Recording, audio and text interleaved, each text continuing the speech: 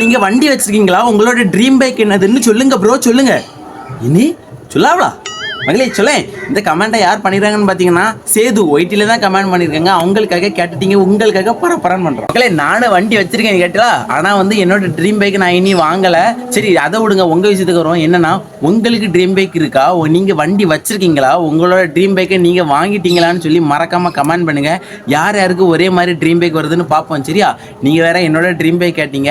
என்னோட dream bike என்னன்னு பார்த்தீங்கன்னா R15 V4 தான் என்னோட ட்ரீம் பைக். சரியா? ஆனால் நான் இப்போ வச்சிருக்க வண்டி என்னன்னு பார்த்தீங்கன்னா எல்லா மிடில் கிளாஸ் பசங்களும் வச்சிருக்க வண்டி தான். உங்களுக்கே தெரியும், ஸ்ப்ளெண்டர் தான். சரியா? யார் யாரெல்லாம் இப்போ ஸ்ப்ளெண்டர் வச்சிருக்கீங்க, யார் யாருக்கெல்லாம் R15 V4 வந்து ட்ரீம் பைக்கோ அவங்க எல்லாம் மறக்காம கமெண்ட் பண்ணுங்க. சரியா? ஆனா வந்து என்னோட ஸ்ப்ளெண்டர் பைக்கை நான் ரொம்பவே கஷ்டப்பட்டு தான் வாங்கினேன்.